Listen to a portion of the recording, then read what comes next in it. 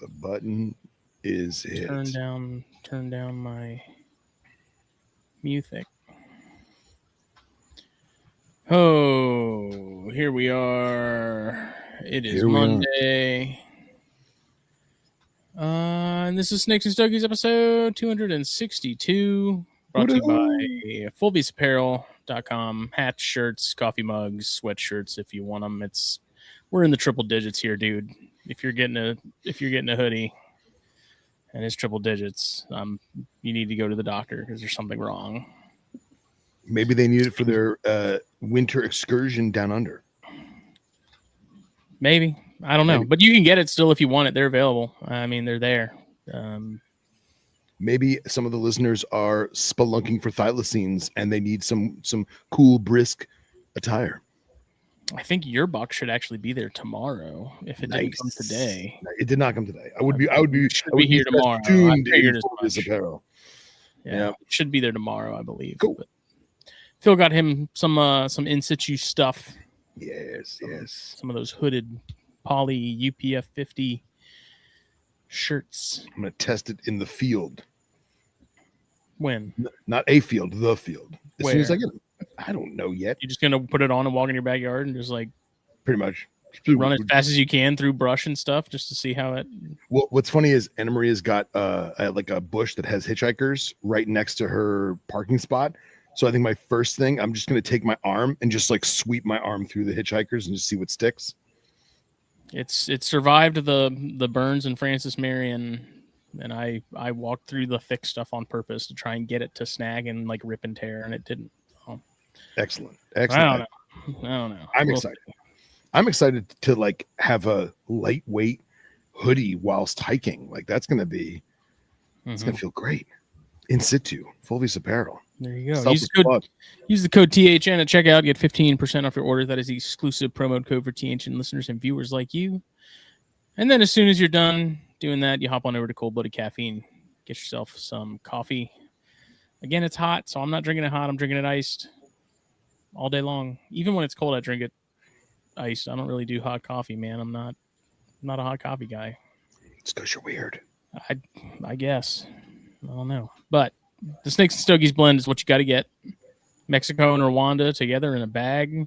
Where else would you find that bizarre? It's not intercontinental, is it? It is intercontinental. Considered intercontinental? Yes. Yeah. Not to be confused with the Continental. I slip a Mickey. You can get yourself a bag. Choose how you want it ground, whether you want it whole bean, ground for espresso, ground for cold brew, ground for pour over, all that good stuff. Coldbloodedcaffeine.com. Use the code SMOKE at checkout, and that will get you 10% off your order. And you're getting objectively some of the best coffee available. It's our favorite. It's phenomenal coffee. If my wife approves of it, then you know it's legit because she is particular about her coffee. Nice. Speak of the devil. Did you say her name 3 times? Beetlejuice. Katie Smith. She's very offended by that. Don't. All right. Coldbloodedcaffeine.com. Professionalism. It's what we do. What are you smoking this evening? Right now, I'm enjoying what what my friends and I call the appetizer, the Arturo Fuente Cubanita Gran Reserva, little guy, in preparation for, drum roll please, the Rocky Patel Box Press 30th anniversary. Because you didn't smoke that. I did not. Cameroon episode. That's right. Correct. You saved it. Yes, and Smitty said that he was not as impressed as he would have liked. Not impressed at all with that. It's flat out not great. And well, I've been waiting weeks to smoke this, and with Smitty on air just to prove him wrong. Sanchez is smoking the box of pipe tobacco I brought him when he went up to Francis Marion with us. I was like, hey, you want all my pipe stuff? And just drove it up to him. I was like, here you go. Nice. You're a stand-up fella. He got all that stuff. Some of those jars hadn't been opened in like 10 years, dude. Oh, wow. Yeah, like they had resealed. They had been sitting there so long on the shelf. Yeah. Fermentation. Yep. Very good. And yourself, sir? I too am doing a Rocky, but it's probably one of the best Rockies that was released, and that's Sun-Grown Maduro. Nice.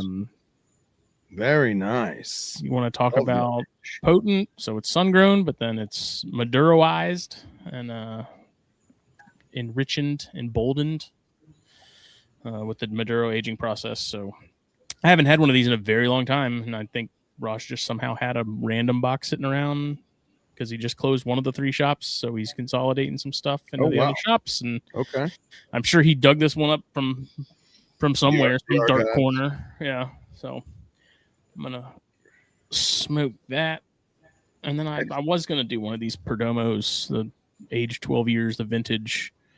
This is the sun-grown, which I don't think I have had yet, but I was like, that Rocky was just calling my name, buddy. I good something strong. So excellent. It's a good lineup. Anything new? No, man. No news is good news. Subox still paired, and everything else is trucking. Status quo. Yeah, no news is good news. Temperatures in the room are like, I don't want to toot my own horn, but I'm going to. I don't think I've ever had the room this dialed in terms of like temperature and humidity. Right now, it's 76 degrees Fahrenheit, 45% humidity in the room. Outside, in where I'm sitting, it's 80 degrees Fahrenheit and 80% humidity. So we're deserting it up. Very nice. Yes. Making it work. Thank God for Govee. Yeah. Full endorsement. We should hit them up. I feel like we've been singing their praises for several years now. You know what? I'm gonna put together like a good email, a professionally worded email. I will not be using AI. It will be off the kepi. Use your brain. Use the real intelligence. Yeah, synapses and shit.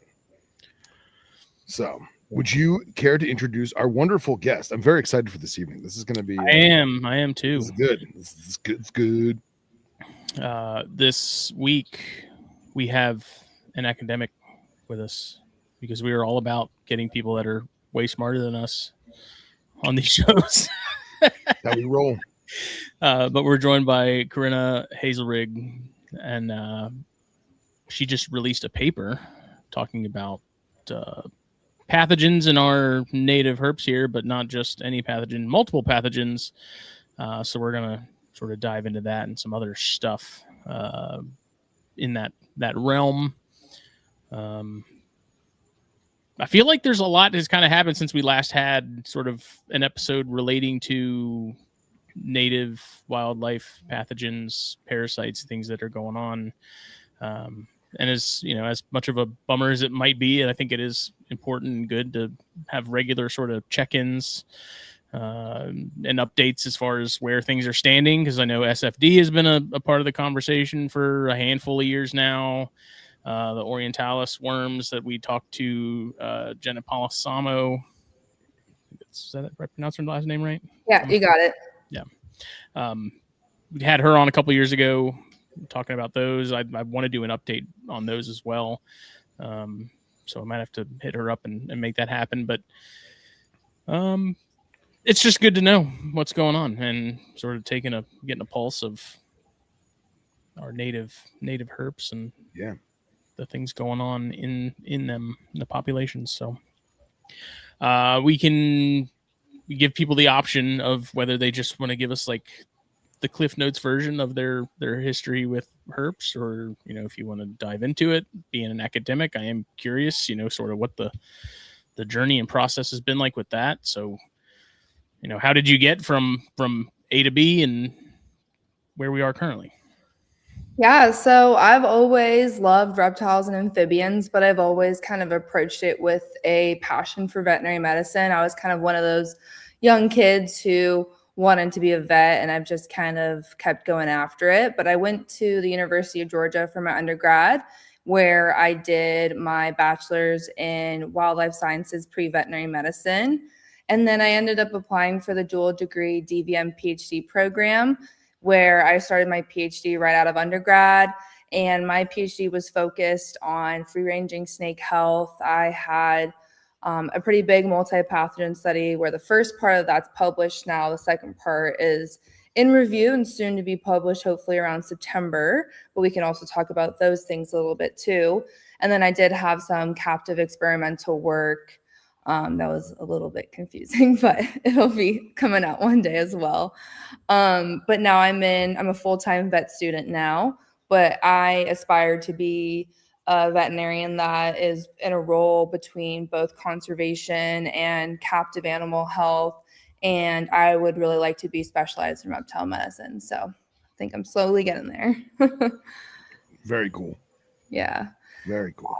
I'm just a bookworm, but I do really love keeping. And I think that I actually went into my undergraduate degree because I liked keeping so much. I wanted to get that understanding of just wildlife in general to kind of help inform, best keeping practices a little bit. And also it was the only kind of degree that was presented to me that was non-domestic based. It was either, going to the pre-med realm where it's all like very, very strict biology, or College of Agriculture with horses and cows, or wildlife. And, wildlife just made so much sense to me. Excellent. So what are you keeping currently? What did you start keeping? Let's get into that little Yes, I mean, I think just like many others, when I was 12, I got a leopard gecko, and that kind of went tragically because I kept it on sand.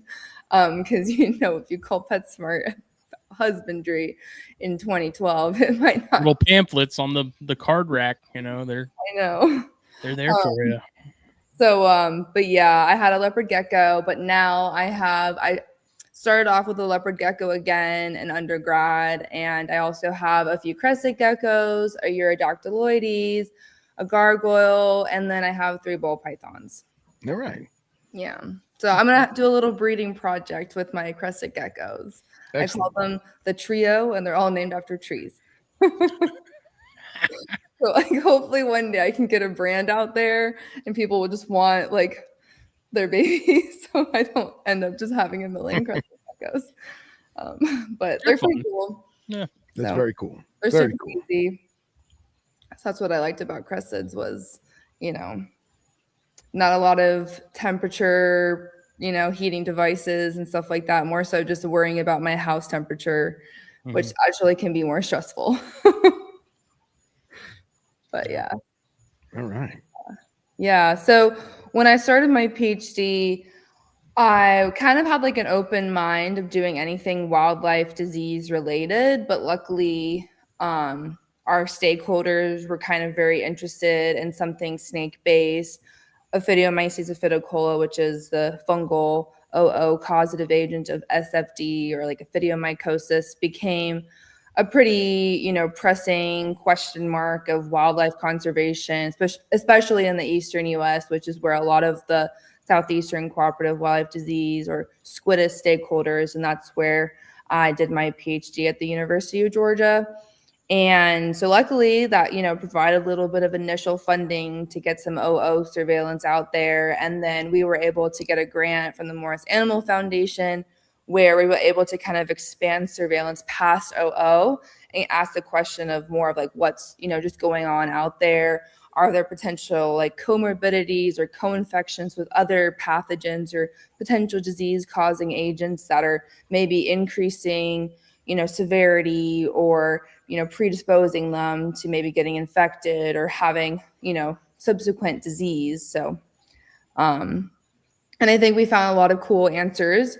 And at that time too, there were a lot of concerns about the invasive snake lungworm, or Rallyetia orientalis, which was most likely spilt over from the Burmese pythons through their invasion in South Florida and has now rapidly expanded throughout much of Florida. Currently, RO has still only been detected in Florida snakes, which is supported by our study.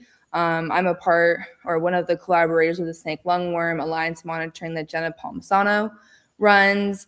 And through that, we also have been updating range expansion maps showing its profuse expansion throughout Florida, but that so far it has only been detected in snakes from Florida. But there is pretty much no question that one day the lungworm will learn the borders of the state and, invade elsewhere as well. So, yeah. Very interesting. And how did you get to this? Like you said that your founding and backers wanted to be snake oriented. Was this something a cognizant decision that you made, or your team, or professors guiding you?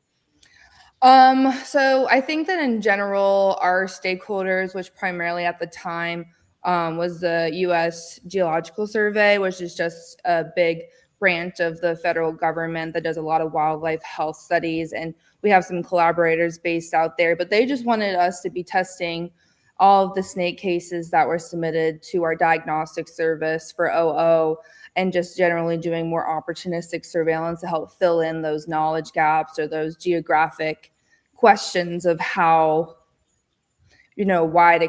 widespread the pathogen was or the fungus was. But I had done a co-infection study in dogs in my undergrad, and I kind of, coming from that background, I wanted to apply it more to the snake framework. And so I was just really interested in co-infection dynamics to see, how concurrent infections could be impacting disease, severity or risk of disease. I also was really interested in differences between snake species. I was really interested in potential environmental influences.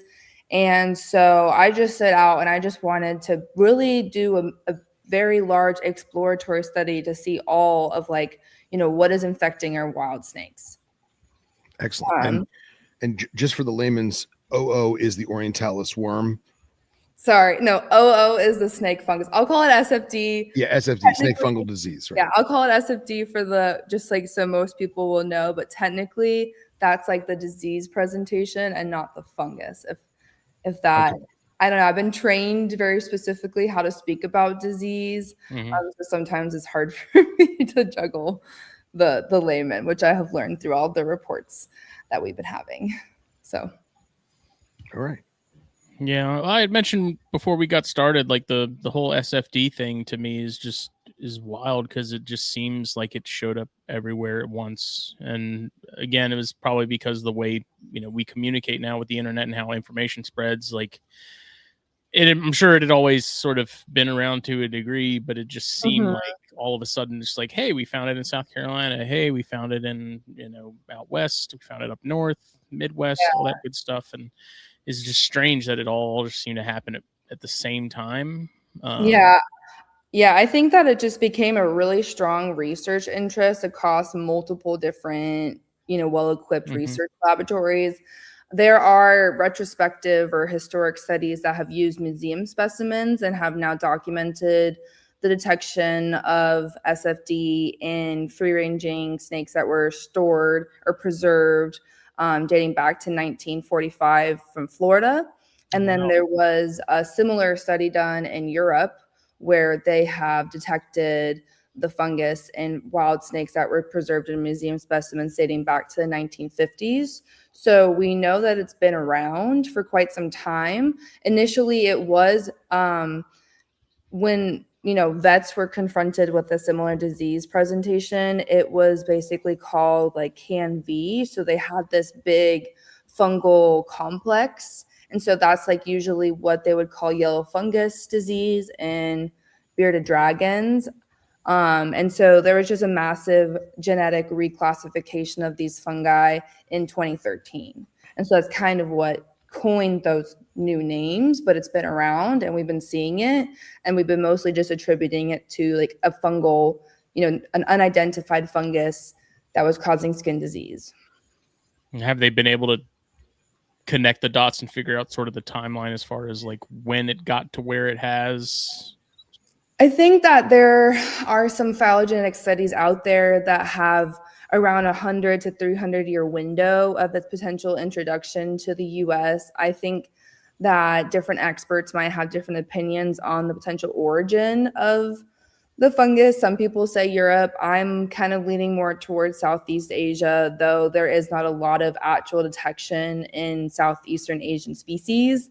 There have been a few studies that have documented both, I believe, Nanesiopsis, Ophidiomyces, and Paranesiopsis, which are all those closely related fungi that were kind of split from that big complex, the CAN-V complex. It was split into those three mostly. There is a turtle fungi, but we won't talk about that today.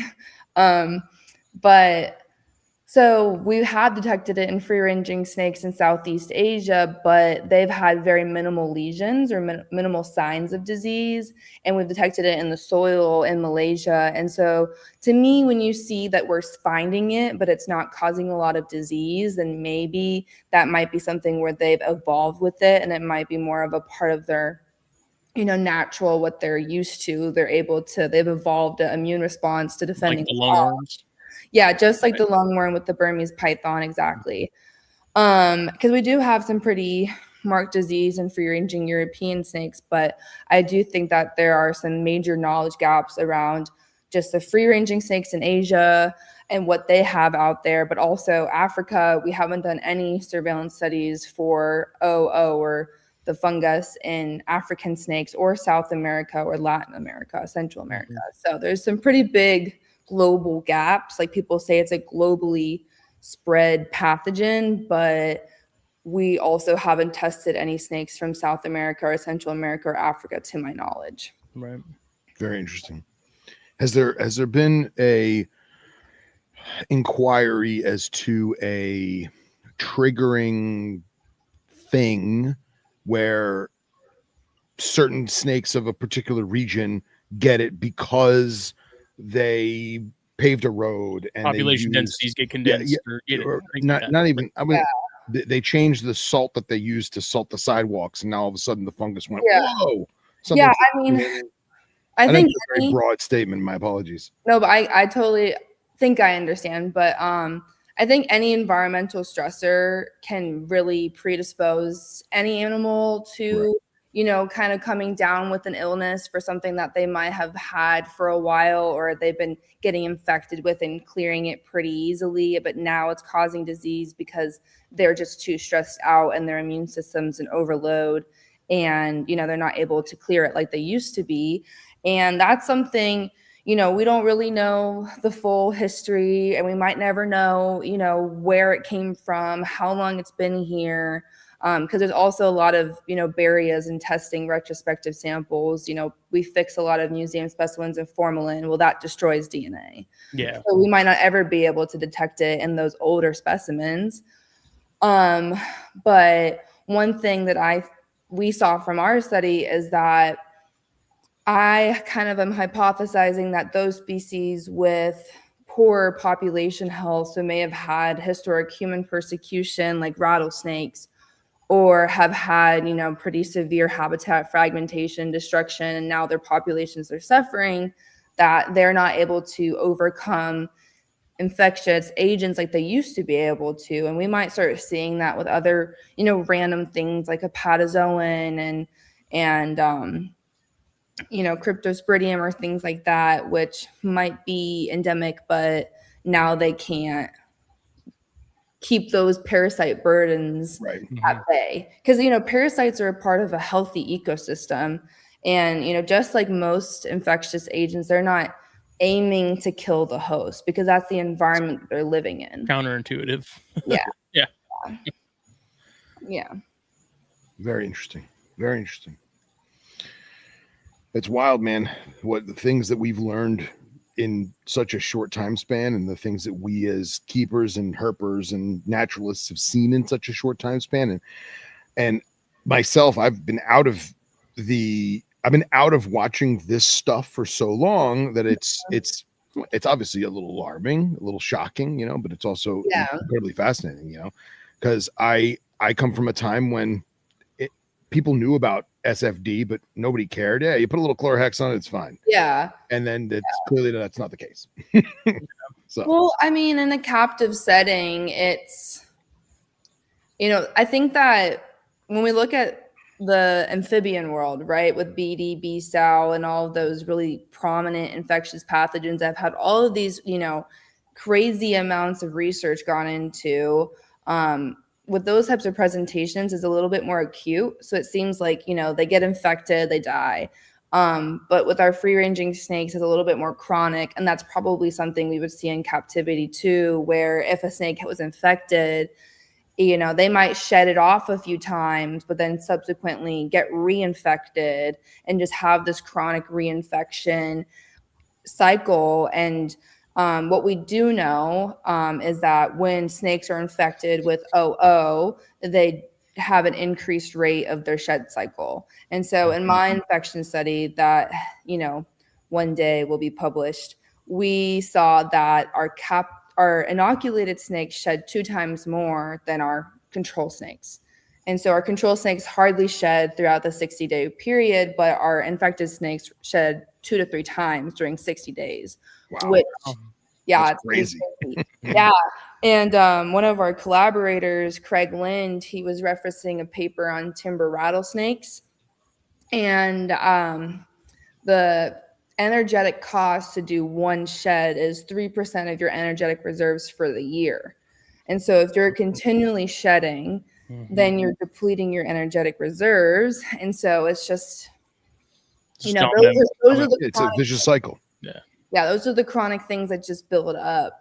I also think that snakes that are infected with the fungus tend to, there are studies that show behavioral impacts where they're basking more, they're in more conspicuous habitat. And I think that, if an animal is basking more, it's burning through more energy that way too, because it's increasing its metabolism. Yeah. And so I think in a captive setting, it's really important to have that supportive care. If you do have an animal with it, maybe increasing how often you're feeding, potentially if they're, not stressed out, and providing adequate support for shedding so that they're not having dysecdysis or stuck shed, but also consulting with the veterinarian for different antifungal treatments, because one thing that we are learning pretty hard lesson about with antibiotics is that there's a lot of resistance we're getting. And the last thing we want is some sort of resistant strain. And so if we want to use a terbinafine, I do think it's important that there's some sort of medical person in the picture so that we're using it responsibly. But, there could be some use for betadine soaks. I think maybe I have the question of is scale rot some sort of, I know it's environmental a lot of times, but is it somewhat also just an underdiagnosed snake fungal disease presentation? Because, grossly, those look the exact same. So does UV not do anything to, I guess if they're basking a lot, UV can't really do much if it's a continual thing.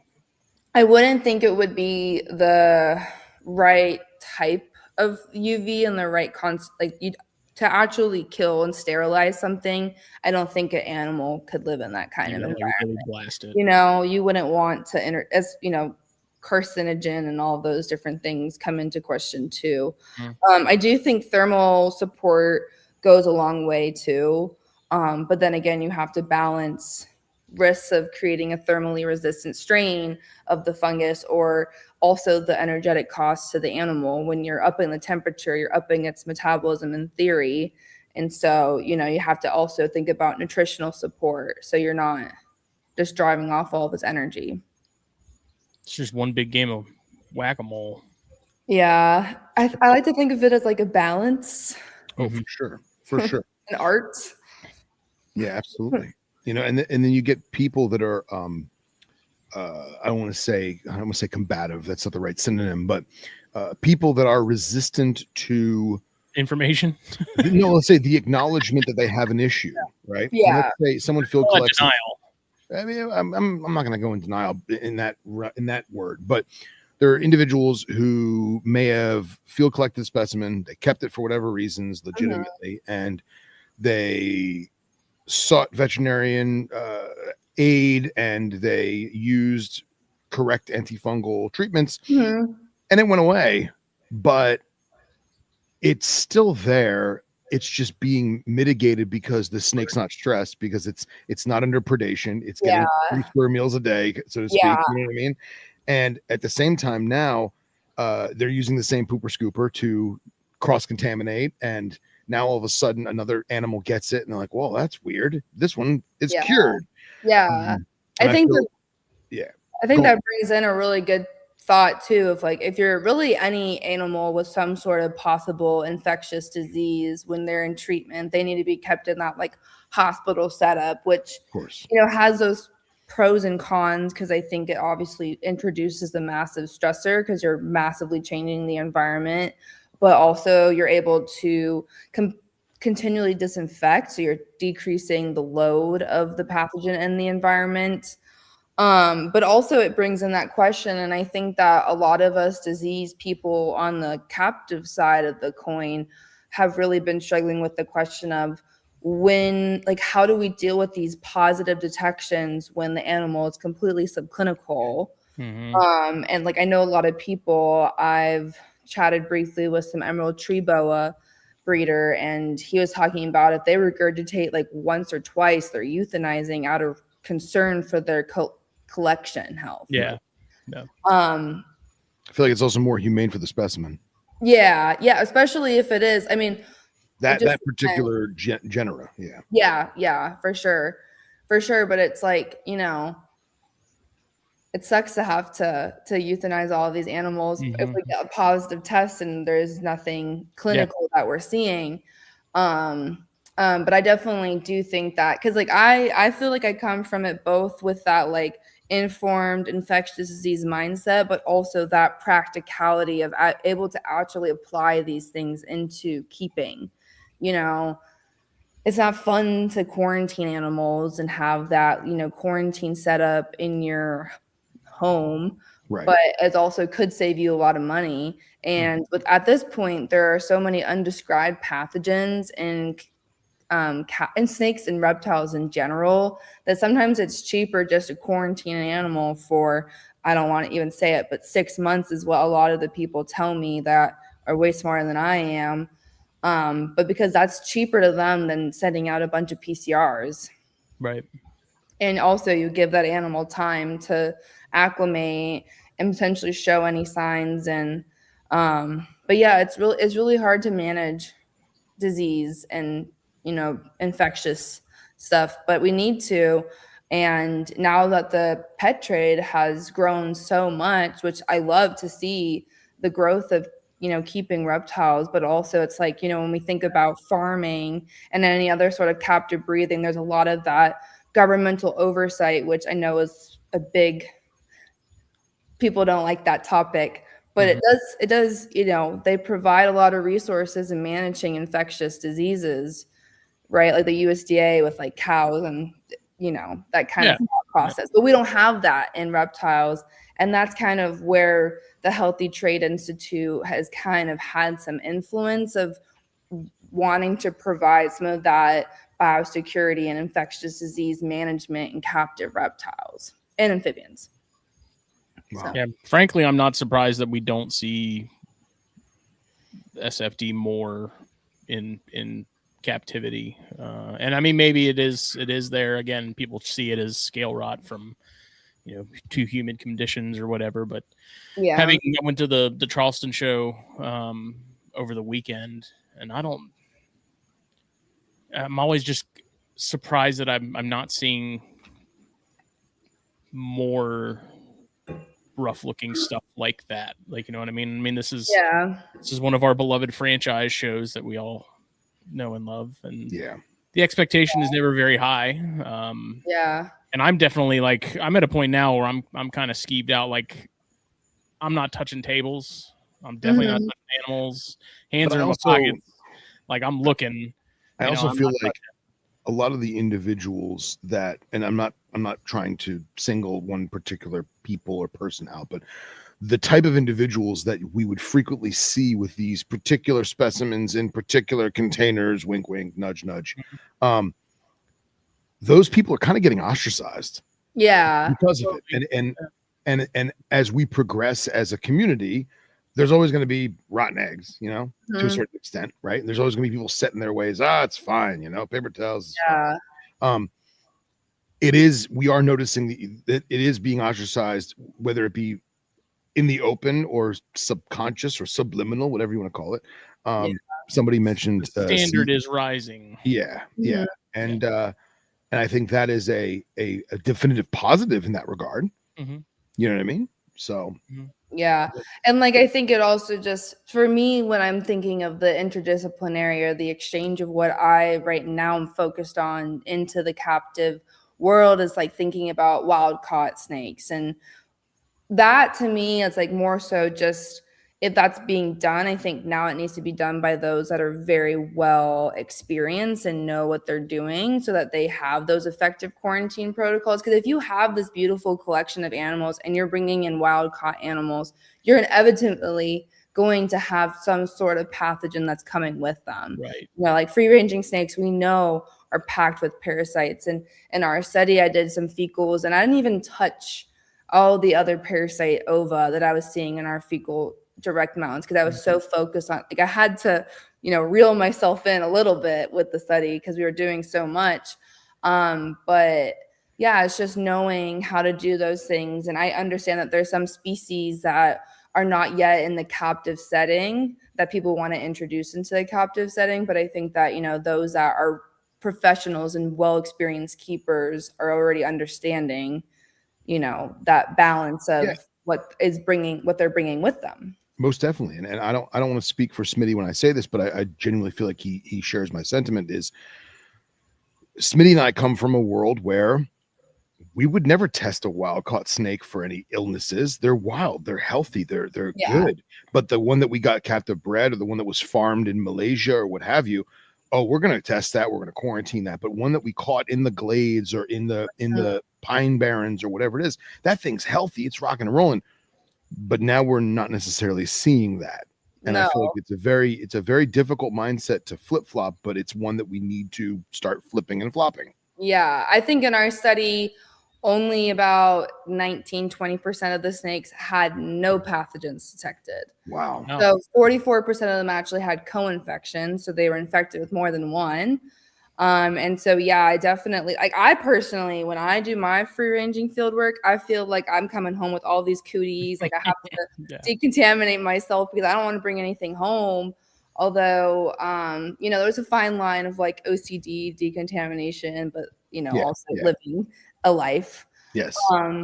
Which I think is important to just still like have the passion and, but when you hear people who have those massive, outbreaks in their collections, it's like, it's horrifying because you never want to have that. But also we see a lot of declines in our free ranging snakes. So yeah, because that's definitely, it's crazy to talk with one of my professors that I collaborated with, Terry Farrell. He has been doing penicillin work for a while now, but he talks about, how it was at the site that we went to 20 years ago. He would see 1,000 pygmies a year, and we hardly pulled off 35 in a 2-year period. Wow. And 5 of those were dead. Right. Wow. And this is not to get too specific, but is this state land? Is this private property? It's federal. It's federal property. Is it federal property surrounded by roads and highways? Is it suburbia?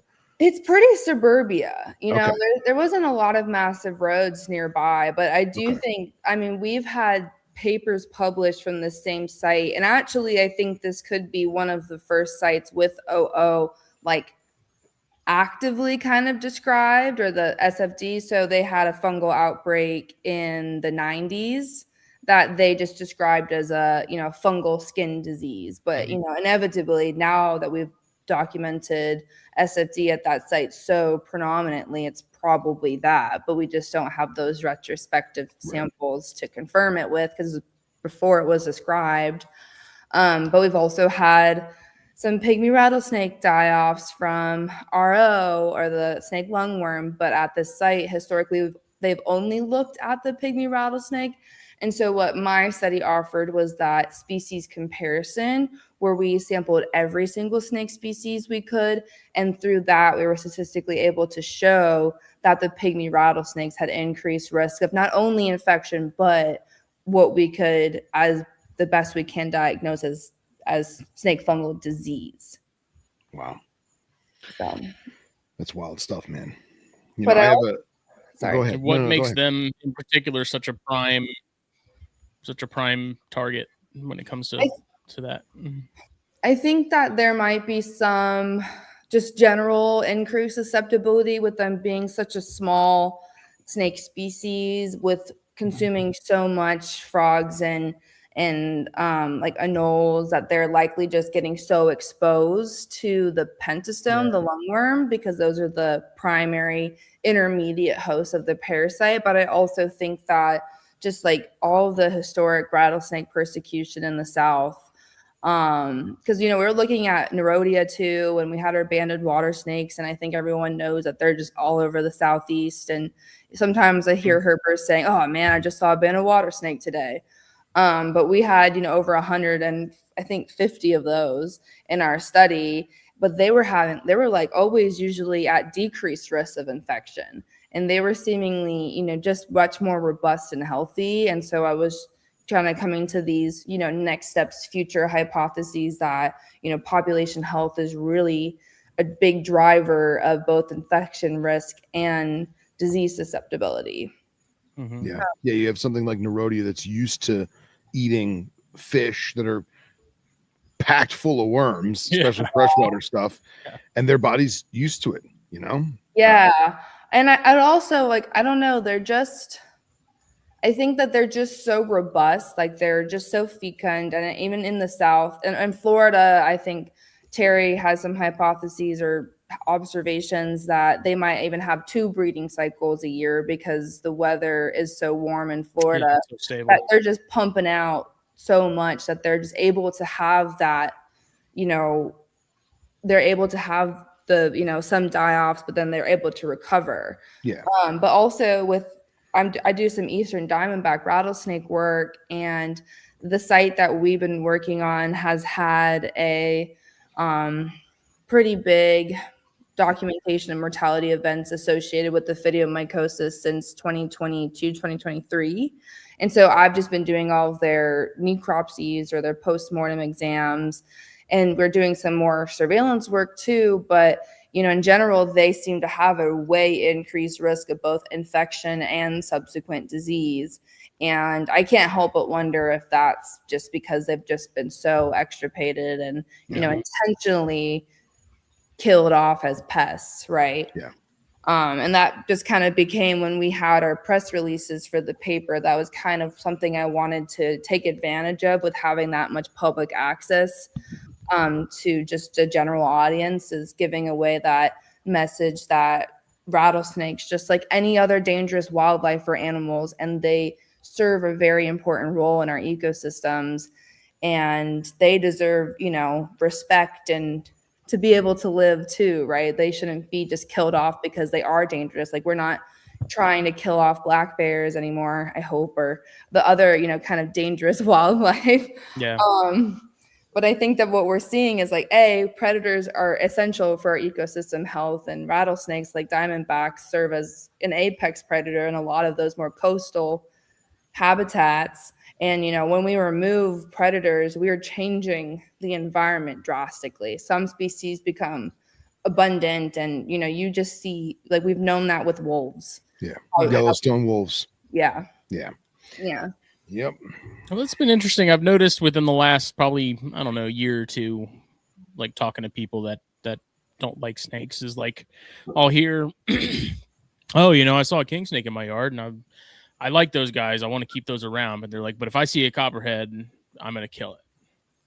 And so my follow-up question to that is usually well, why? And it seems like there's this odd, because it has the potential to hurt you, it's somehow going to make more of an effort to do that kind of thing. Yeah. Because it's venomous, that means it's because it's dangerous, that means it's going to come after me, or it somehow inherently wants to bite you more as a result or something. And so I tell people all the time, like, your chances of getting bit by a venomous snake are exactly 0 if you leave it alone. Yeah.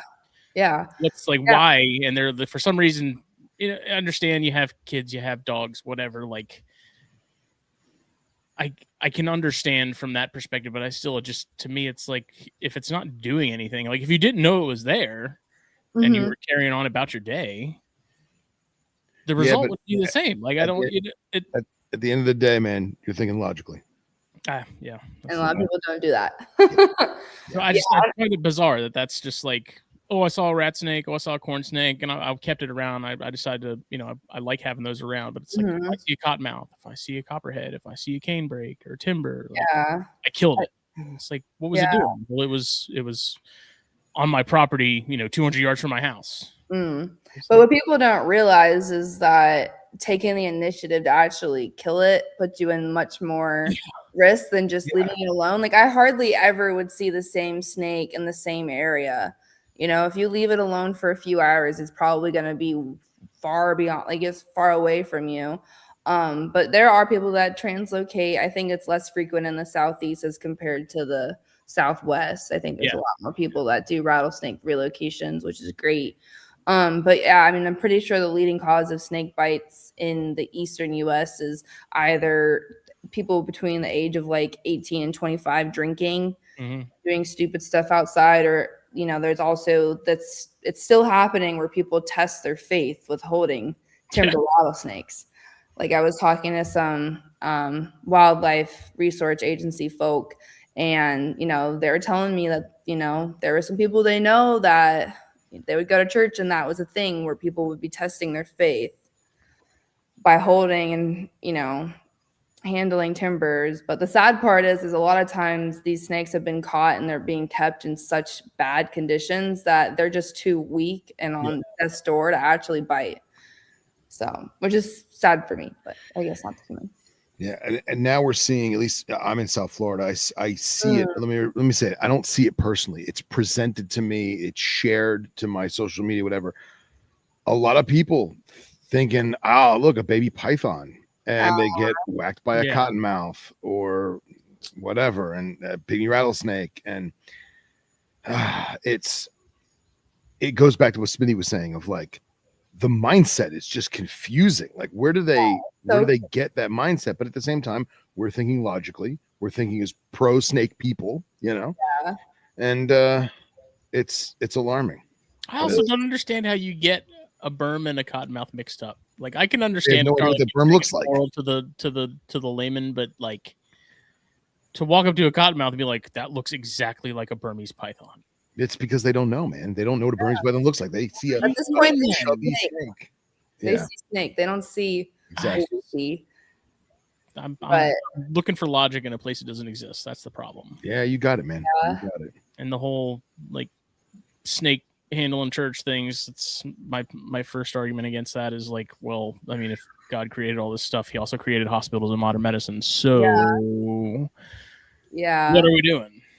Yeah, I even have a classmate whose grandma used to go to one, and, like, I think she got kicked out because she refused to do it. Hey guys, what if we did this without the timbers? Yeah, but it is. We did it with wild California king snakes that we know are just going to bite everyone. Yeah. Amazon Trebos or something. I don't know. Yeah, it's just crazy. But I mean, there are still people that do rattlesnake roundups. Sweetwater, Texas, I think, is still one of the biggest ones, and there's one in Oklahoma. So, it's sad, but we also really don't know what's going on in like the Western US pathogen snake wise. Like, that's been a pretty big knowledge gap. Like, we've had some detections there, but it's like not a lot going on research wise. Yeah, that's something I was going to ask you in terms of the fungal stuff, and you don't see it in most arid species, right? But are the pathogens still there? And is it the pathogens are being managed better and therefore the fungus doesn't arise? Yeah. That's a good question. Humidity. Yeah. There was actually a presentation at the Global Amphibian and Reptile Disease Conference last week that I'm fairly confident had that association with some, humidity and detection of OO, or maybe the subsequent ophidiomycosis.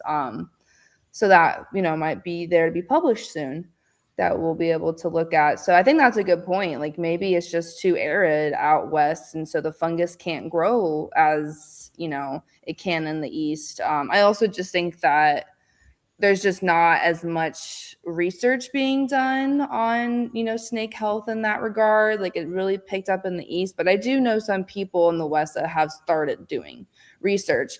And one thing I will say is that in the northwest, so that's, still fairly humid, we have been seeing more of a related fungus, Paranesiopsis, instead of the Ophidiomyces. So I think that too, the jury is still out maybe on like saying that there's multiple fungal pathogens that can cause snake fungal disease, or now we're trying to clump them into their own, Sure. It's just what you call it, but Cataloging. yeah, it's like taxonomy, which, splitting or logging it together. But when you see a snake with Nenesiopsis or Paranesiopsis, it's really hard to see you cannot, from the lesions or the crusty, scaly abnormalities that you see, be like, this is OO or this is Nenesiopsis. Like there's no physical differentiation. And so that's kind of where the molecular diagnostics get a little confusing, because when you're the vet or when you're just trying to figure out what's going on, like, is it scale rot or infectious? You want to like send it in for a PCR, but maybe if you're targeting one specific fungi, you might get a false negative where, okay, it's scale rot, but actually no, maybe it's an Nenesiopsis, Paranesiopsis, or all these other things. But there are some cool lab resources that are being developed that hopefully will be out there for a little bit more of a broader resource for keepers as well. I know the Healthy Trade Institute is working really hard on being more of a diagnostic resource for those that are just either keeping, they have one, or they're breeders, just, to be able to have that access to testing. Yeah, that would be extremely helpful, especially if you're a native keeper and you want to add new blood to the collection. Let's say you're a Alleganensis keeper and, you found a really pretty one in somebody's barn and you want to take it home, and now you get to just say Jake. Just say Jake. Jake finds a new Alleganensis, as we call it. A new greenish. A new greenish, yes. He's going to have an aneurysm if he hears it. The ashy yellow. Yeah. And you can swab it and see if it's got anything brewing before you bring into the populace. Yeah, I think for me, if I were to think about bringing in something, especially from Florida, all over Florida in general, because to me, Florida is just like this crazy hub of everything. Yeah. Because we did have also, geographic trends where actually OO seemed to have increased risk the more northern latitude. So like, in our more Georgia Savannah site compared to Florida, but we were only detecting the lungworm in Florida. Most of my Cryptosporidium serpentis detections were from Florida snakes. Almost all of my Mycoplasma detections were from Florida snakes. Florida wild specimens? Yes, wild, all wild. Okay.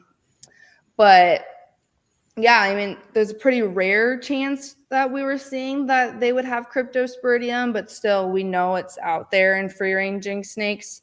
Especially Eastern indigo snakes seem to have a pretty increased risk of having Cryptosporidium. Now, is that, not to get PC if you don't want to answer, you don't have to, but the Eastern indigo snakes that you're testing, is this from a controlled array of animals or the random wild caught specimen found in the wild? I think both. Okay. So there is a pretty well-known captive. If you dig into the Cryptosporidium literature and you stumble upon James Bogan, like all of his research is with this one captive colony of Eastern indigo snakes. But there are some hypotheses that free-ranging Eastern indigo snakes have an increased risk of Cryptosporidium serpentis because they are snake specialists. So they're eating other snakes. And so people are hypothesizing that because of that, they're increasing their likely exposure to crypto. But I think that if I were to like catch a wild snake and bring it into captivity, at the very least, I would want a fecal, and I would want to test it for the variety of like OO, Paranesiopsis, maybe not necessarily an Anesiopsis, but yeah, definitely a fecal to rule out RO. And although that's not necessarily a pathogen that's going to necessarily disseminate throughout your collection, but it could be something that if you caught it early on, maybe you could intervene with it, just because it has that complex life cycle. So in order for that to spread in your captive collection, you'd have to have cockroaches eating your snake's poop, and then you'd have to have anoles eating the cockroaches or frogs eating the cockroaches, and then feed those anoles and frogs to your snakes. So it's a little bit more of like, they can't just sit in their poop and kind of get reinfected like some other hookworms. Like hookworms are really bad to have in your captive collection because those are direct life cycle. But so yeah, also some of Jenna's recent work that she presented on at GARD last week was documenting not only the Ophidiomyces fungi, but also Paranesiopsis. So it's bringing in these other questions of, you know, are we missing a whole other fungal pathogen in Florida native snakes? And both of those are being found in Florida? Yes. Okay. And there's another related one, Anesiopsis, but there was a case in a captive ball python with Anesiopsis, where the paper is like, you know, infection mimicking ophidiomycosis in ball pythons. So it looks like snake fungal, but you need molecular and fungal cultures to actually know the difference. Right. Gotcha. But that's Anesiopsis is what we usually see with yellow fungal disease and bearded dragons. Can you, is there OO, can snakes, like you come across a yellow rat in Florida?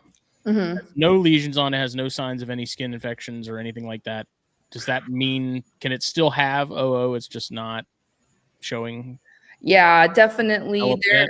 Yeah, I definitely think that even if it's completely clear, it could still be reservoiring the fungus. But what we see in a lot of rehab situations is that sometimes the snakes will be presented without lesions, like overt lesions. And then because of that stress of being in captivity, they develop more severe disease. And so that's where quarantine comes into a pretty good play of just monitoring. You know, I know it's annoying, but I think any breeder that has a pretty large scale collection who really wants to do diligence of preventing an outbreak should really consider having a very solid quarantine setup. So, and I know Stephen Tillis has a pretty cool like biosecurity building on his property, and hopefully I'll get to go down and see it in person. But he definitely has a lot of really cool resources and tips on just general quarantine practices and captive snakes. Yeah. I mean, even foundationally, you know, if you don't have a massive collection, but you have, you know, a decent amount, like it's not hard to do a pretty simple quarantine setup and like have separate tools and stuff and knowing how to work stuff correctly. Like for the most part, I think it's pretty easy to mitigate spreading stuff. You know, it doesn't have to be lab grade, like sterile. You know, I think that's kind of with some of the newer people, especially, I think it's a little intimidating because they think that you know, they hear quarantine and all these fancy terms, and they think that it has to be. They think hazmat suit. I gotta have my hazmat suit. I gotta have all this stuff, and it's totally. I will say this: Steve Tillis is an amazing human being. I have the utmost respect for that individual, but I don't think I could ever go over his house without a hazmat suit. I know. You think about his because he has the one positive and the one. I don't know. On the other side, he might be the safest guy to be going to his house. And I will say the one thing about nanovirus or serpentivirus is that it's a positive enveloped or positive single-stranded enveloped virus, and so enveloped virus in general are a lot easier to kill. So I wouldn't necessarily feel as concerned about me being exposed to it by a snake and then coming home and being able. I think it's a little bit more. They have to be. Yeah, if you if you visited on Monday and then you were on vacation for a week in somewhere else and then you came home on Friday, you'd probably be okay. Totally. Right. Yeah. Although even whenever I go into the teaching hospital and we have that snake case, I'm like, but I'm gonna have to learn how to mitigate that, because one day my whole job is gonna be dealing with sick reptiles and then coming home to my captive collection. But I think really only there's not a lot that can be super well transmitted on fomites. I feel like maybe like Cryptosporidium osis and those kinds of things. But then they have to, somehow I have to bring home this osis on my clothing, and then my snake has to eat it.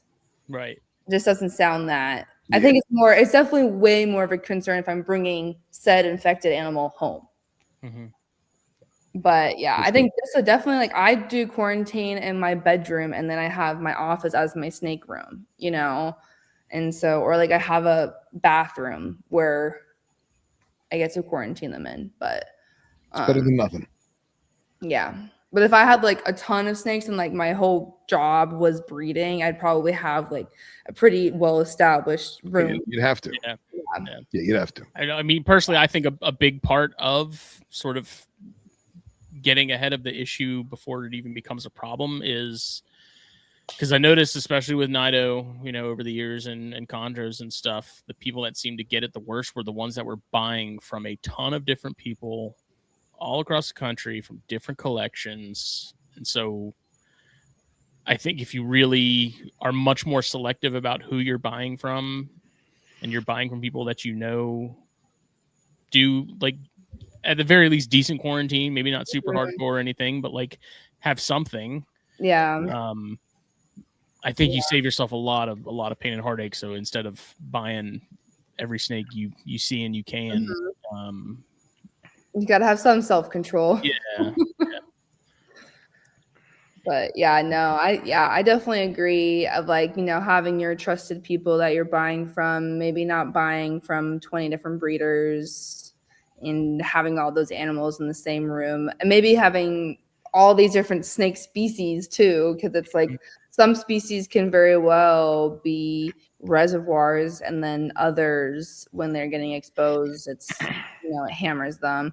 And something that I will say that I found interesting is, I think there was a recent poster that was at the conference I was at last week, and they were looking at prevalence of SFD and anacondas in a collection, and they had like a massively high prevalence. But then, think about it, that there hasn't been any actual wild research with anacondas. So it's like, is this really high prevalence because they're naive to it and maybe it's not in South America, or is it that our captive aquatics are just a petri dish, just a witch's cauldron of fungal juices, Absolutely. Maybe I just need to get into arid species.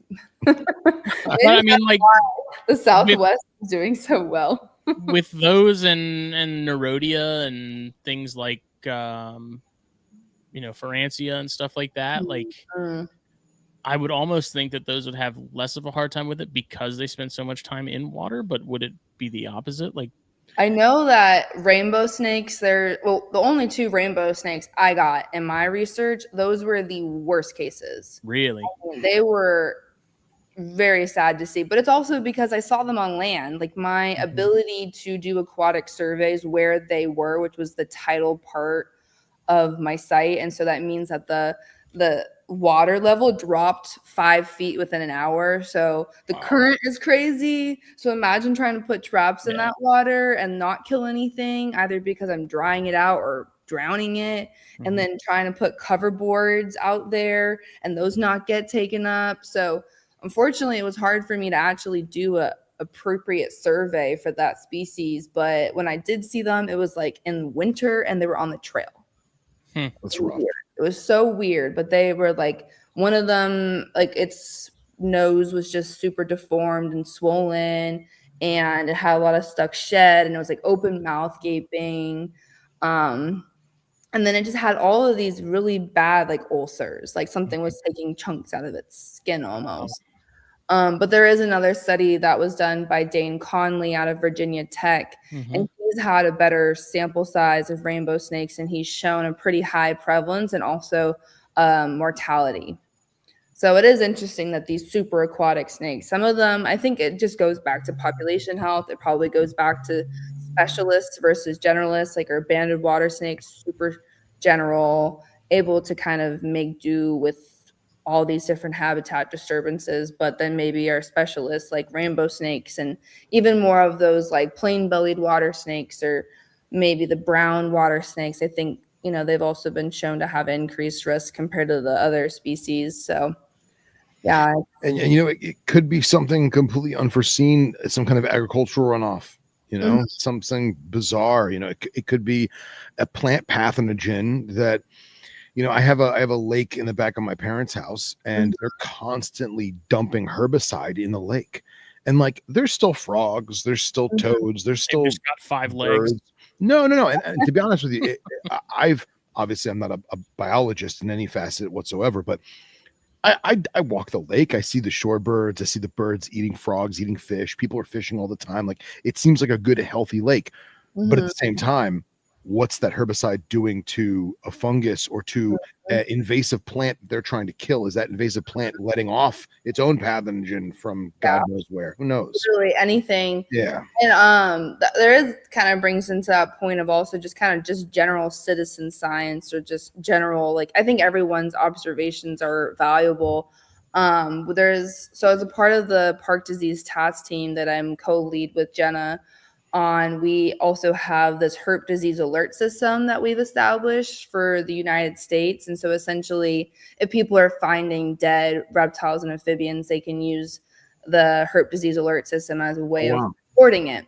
And our job is basically to take the reports from the public and kind of discern whether or not we have to elevate it to the state wildlife agency to, kind of initiate a mortality investigation if, that's something that seems appropriate. Yeah, that's actually fantastic. You got to share that with us so we can share it with peoples. Yeah. Sanchez said it's turning the frogs gay. Yes, it is turning the. Well, I did think it's funny, not to shift gears on you, but Sanchez put earlier something about every enclosure must have at least 3 seashells, and then like 20 seconds later, Mike Kosicki joins in. He pops up. Yeah. I thought that was great. For those listening, Mike Kosicki loves to put seashells in enclosures, and we love him for it. So, yeah, I think that that's a fantastic thing, and I'm sure it gets tedious and or daunting when people are sending you pictures. Oh, this snake has got a disease. Well, no, that it was killed with a weed whacker. Yeah. I'm sure you get your good handful of that. But just to go back to certain species having more adaptability to something like a fungal disease is many moons ago. I worked for several different importers, and we would get in South American bushmasters from varying localities, and they were always small, farm-raised, maybe 6 to 8 month old babies. And if you kept them any kind of humid, 6 to 8 month old and 4 feet long. No, realistically, they were usually 2 foot or less. Usually, if you had any kind of high humidity, they would immediately get scale rot or some kind of fungal rash of some kind, and they would die. And it took us a long time to kind of figure out, how do you keep a tropical or jungle species like a bushmaster without wetness? Right. You know what I mean?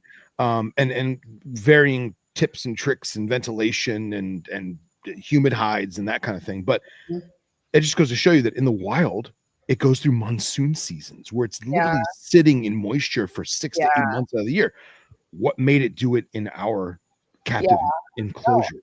I think that's a good question. I think a lot of it too might just be able for the animals to behaviorally kind of regulate better in situ, where they're able to kind of move more appropriately. But when we have them in a captive setting, it's a lot harder for them to move out of those certain areas. But, you mentioned bushmasters, and this kind of brings me to the question of, like, is SFD naive to Central America and the concept of they have had really bad die-offs in zoos with ophidiomycosis. Okay. And also were some evidence because, bushmasters are egg layers.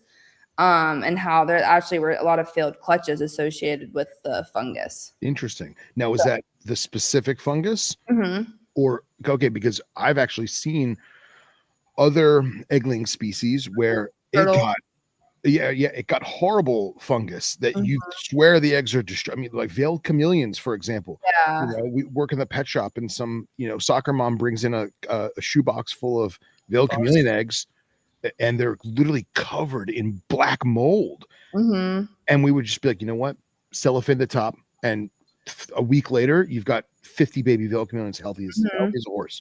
So it's very, very interesting. Yeah, I think it's, I think that it's just, there's just so much that we don't know of like what is normal and what is not, and where does that line get crossed. It's just also when we think about diagnostic wise, it's like I didn't even want to ID most of the parasites I was finding outside of R. orientalis because there's just not enough genetic information out there for me to even be able to do that. Right. If I wanted to, it'd be like, okay, it's like Eustrangeloides, maybe like 90 or 85% identity to this one that was out of this bird or whatever. So it's like, okay, it's a completely novel species that has never been described before. Confusing, it's kind of, and now that I have more of that training, because before when I was a younger scientist, I was just like, okay, I'm missing something. I'm not doing something right because this has got to be described. But now I'm realizing that it's just not. Yeah. And it's a lot of work to describe something. It's a daunting task. Yeah. So, but, I think there's a lot of really cool resources that are going to be coming out there, whether that's from, Stephen Tillis and Oz's lab or some other collaborations with the Healthy Trade Institute. And I hope that it'll be a really good resource for keepers in general when just trying to manage and navigate the issues they come into with keeping. Yeah. I have a very good friend, Rachel Pixteen, who's out in Phoenix, and she did a lot of research with U.S. Geological Survey on tegus, and they would have hundreds of field collected frozen tegus, and then they would necropsy and do all kinds of pathogen studies and see what's what. Does USGS keep some kind of database that you could cross-reference? I think that they definitely are a really good, strong source. I believe that they do have some public databases that should be able to be cross-referenced. Normally what we do is like, I'm doing some sort of sequencing. I'm mostly stuck in the past and I still do a lot of Sanger sequencing, but there's a lot of cool, more maybe powerful sequencing techniques out there. But essentially I get a DNA sequence from a PCR and I am putting that sequence into a, international data repository called GenBank or NCBI, and it's matching my sequence to what has been out there that has been uploaded. And essentially all, journal papers require you to upload your genetic sequences to GenBank so that they can be cross-referenced in the future. Sure. So it's a lot of just. And this is PCR on the individual pathogen? So, and then it can get really complicated. Jenna and I came into this, obstacle at the beginning of our PhDs where we wanted to do non-invasive surveillance for the pentastome, but we were coming into the issue of this is an animal that we're doing surveillance inside of an animal. And so the gene targets had to become a lot more specific because when we were just doing the generic sequencing, we were getting host DNA. So we weren't actually able to detect the parasite because there was too much of that other animal DNA in the PCR. And so Jenna and I, mostly Jenna, was able to create a RO specific sequence target or primer set for us to do more targeted RO surveillance. But it is really challenging because a cloacal swab, we learned pretty quickly, is not an effective sample for pentastome ova. You really need feces, and you really need, if it is infected, you need the adults to be shedding eggs in the feces for you to be able to detect it. And so it is hard because you can't just open it up and go inside the lungs and see if you want to keep the animal alive. Has there been, and if you don't know, you don't know, has there been a case that you've observed where these pathogens are within or corresponding with other pathogens that are innate, whether it be amoebas or parameciums, or you know what I mean? Like, is it purely in the host body, or is there some kind of symbiotic relationship with other pathogens? Yeah, I think that is a really good example of potential co-infection dynamics between serpentiviruses and mycoplasma. So in general, at least, what our study showed and what a lot of more preliminary captive snake research in mycoplasma has shown is that is generally a commensal or opportunistic bacteria that is likely there. Okay. But when it is in a co-infection situation with serpentiviruses, it might, result in that respiratory infection becoming more bacterial secondarily in nature. Yeah. But that's, our study was actually the first to detect mycoplasma in wild snakes. Wow. But that doesn't show you of like, this is what I did. It's more of like, this is just how much we aren't looking for things. Yeah. Because in turtles, we've known since the 90s at least, because that was the first PCR protocol I was using was from the 90s, was a mycoplasma agassiziae from desert tortoises and gopher tortoises, because we knew that was a population issue. Yeah. But I think I'm sorry, I didn't mean to cut you off. Continue. No, it's okay. One point that Oz was making is that instead of having all this alarmist research, so where we're reacting to outbreaks, it's being more just having a better desire to be preventative with things and just understanding what is out there normally. And kind of describing that versus just reacting to these massive die-offs. Just to circle back to what you were saying about the mycoplasma, the particular ones that we know about in the multiple different North American tortoise species, forgive me if I'm mistaken, but I think it was like University of Florida, whatever, was like one of the only campuses working with identifying those markers or identifying that RNA or whatever, but they wouldn't do it unless they had a sample size of like 6 or more, something to that extent. Yeah. And it was like, oh, if you're not going to send us 6 tortoises, don't bother, or 12 tortoises. Yeah. And it was basically, oh, you're not a zoo, don't worry about it, And I didn't know if that if there was if that was a university thing where they want to like push people away, or if that was we physically need X amount of specimens to ID this mycoplasma. I think more so where that was coming into is maybe more of the challenges of actually submitting clinical samples to a diagnostic vet lab. I think a lot of times a big barrier and something I think the Healthy Trade Institute is helping to overcome is always needing that vet referral. Because I think that a lot of breeders, I think that a population health appointment with a very qualified reptile vet is kind of the better way to go about those things. But also there's a lot of breeders that have really good intentions that could really use these diagnostic testing, but that barrier of having a referral is too much. But also I've heard some, just general things about how UF works. And I think it's harder for them to take payments and samples from smaller sample sizes. But yeah, they did a ton of work with tortoise mycoplasmas, and what myself and actually some other related, colleagues in Germany were doing at the same time is we were doing surveillance for mycoplasma using those tortoise PCR primers because that's the only thing we had. And what we found is that the python mycoplasma species were more likely to amplify. So it was like kind of working in pythons.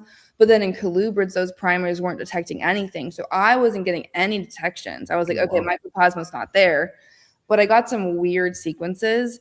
And so I reran all of my samples with a different gene target that was much more like mycoplasma specific. And it's a lot newer of a protocol. And then we had 17% or so with mycoplasma. Oh, wow.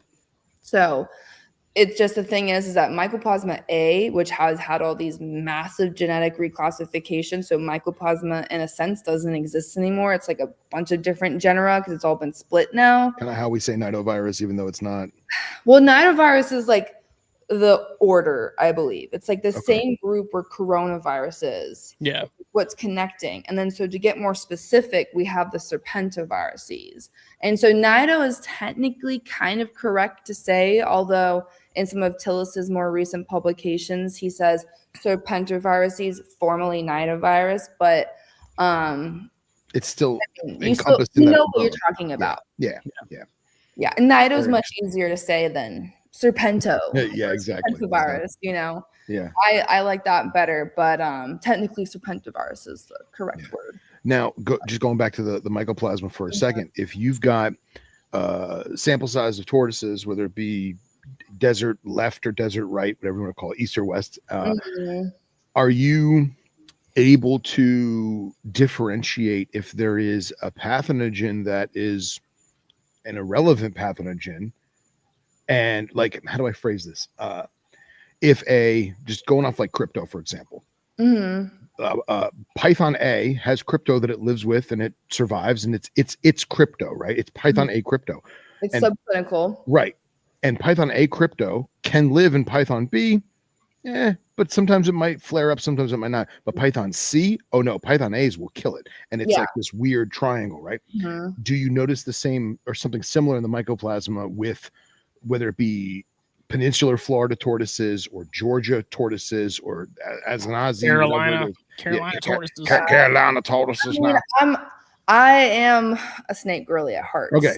So my tortoise knowledge is not as advanced. I do think that in general, mycoplasma is, I think it is that same kind of story where I was just talking to Rachel Marshing and she said that she was doing some mycoplasma work in tortoises and, they were finding it, but not seeing any clinical signs. So in theory, as far as you can tell for a living animal, it was living disease-free with the mycoplasma. Sure. And I think in snakes, what we really understand is that mycoplasma is commensal or maybe a secondary opportunistic bacteria, but it still, has that potential of if this animal gets stressed, if the humidity's off, it could easily come into a bacterial upper respiratory infection, but you're also probably dealing with multiple bacteria at that point. A lot of times we hardly diagnose just, a lot of times when I'm doing necropsies, we're doing like a multi-bacterial infection because it's pretty hard to sometimes just isolate one.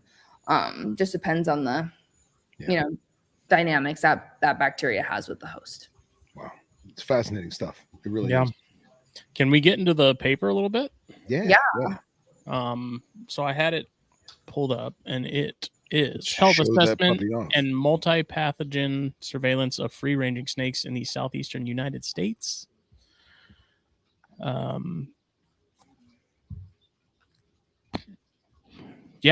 many paper? How many species did you look at? Were you going all across the state? What was the process of the?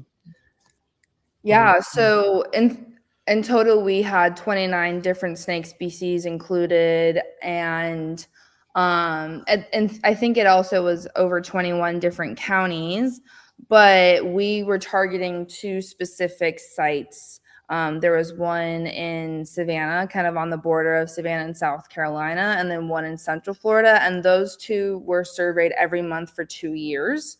And then we had an opportunistic, any live snakes that we were finding in Athens, Clark County, more locally, we were sampling. And then also any cases that were submitted to our diagnostic service were included. So this helped us get some samples from Tennessee and Louisiana and more samples throughout South Carolina and Florida and Georgia. And then we also included any roadkill that we would find. And we did, during our review process, we did get asked to analyze the difference between the live and the dead snakes. And this is in our supplementary data. But we weren't finding big differences between detection probability between a live or a dead snake. But the one pathogen that was significant between sample type was RO. But we concluded that this was because we had our mortality event at our site. So we were finding dead snakes at our site. With our own, we didn't want to exclude that from the overall data because that was important. to the just general pathogenicity of the Mm-hmm. of the parasite. But yeah, our biggest, we had the 7 different pathogens that we included. We did not detect any serpentoviruses in our free-ranging snakes that were included, but that could be many different reasons. It could be that the serpentoviruses that might be in free-ranging colubrids are so divergent that our PCR protocols were not effective at actually detecting it. It could be that maybe just the 500 snakes weren't enough to detect it, or it could be that they were naive. I think that there's a really big question mark about serpentoviruses in colubrids. From what we do know is that they're highly divergent in the colubrid species they have been detected in. And I don't know if we've had a lot of like signs of disease with it. We know it's a very prominent pathogen in boas and pythons. And so, yeah, essentially we had our 2 targeted surveys. We were doing, physical exams. Every snake we collected, we did a full body skin swab, choanal swab, except for our live venomous snakes for some obvious barriers. Safety reason. Yeah. I'm not quite to the level of wanting to swab an awake mouth of a venomous snake yet. I don't know if I ever will be there yet. And then we had cloacal swabs. We took blood and we collected feces opportunistically. So a big limitation with fecal collection is that not every snake at every moment in time is going to be able to defecate or have fecal material in its rectum. And so, we have a table that had all of our molecular protocols that we utilized, which, could be a good reference for other people that are doing sort of molecular-based work. These are all published protocols. The Palmisano RO protocol was in part designed for this project, but also for the larger need for RO surveillance, as well as Jenna's work. When we were doing our physical examinations, we utilized a subjective apaxiomuscular nutritional condition score. So we were palpating the spine and the ribs of the snakes to, be able to physically examine their musculature. And so from this is a very well-established what we use in veterinary medicine. The more herpetologists use a lot more of the body condition index, but with having so many different species, that made it pretty hard to model an actual body condition index. But using this nutritional condition score, we were able to show that emaciated snakes had an increased risk of having OO and or RO, so the fungus or the lungworm. Mm-hmm. And so that kind of brings it into the clinical setting. Another cool thing that we have from our study is that we did do a lesion severity score, which was adopted from the case definition of snake fungal disease. And with this, I was hoping to get more of a trend between, general disease severity and showing that, co-infected snakes had an increased severity, but it wasn't as clear as we were hoping the data would show. But one thing that we did find was that skin lesion severity was positively associated with OO-DNA concentration from our quantitative PCR assay. And that's more in our supplementary file. And in our supplementary material, we also have phylogenetic analysis of hepatozoan and mycoplasma. Hepatozoan, I don't think, has been something that has had a lot of clinical spotlight in the literature. And it's a very globally established blood parasite of snakes. I'm fairly confident that most wild-caught snakes, or a high percent of wild-caught snakes, will have hepatozoan in their blood. And this is from likely consuming infected prey or prey with ticks that are attached to it.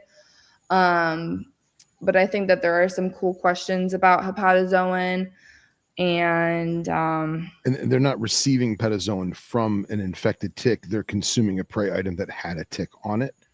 So I think that there might be some questions about that. I know that within the lizard kind of dynamic of other kind of related blood parasites. There are some that can complete the full life cycle within the lizard host, and I think it's mostly transmitted by a mite. Okay. And so I think that there could be a lot of different options. I think maybe a bite of a mite, but definitely consuming a tick that's on a prey item or consuming an infected prey item is a pretty important part of its transmission.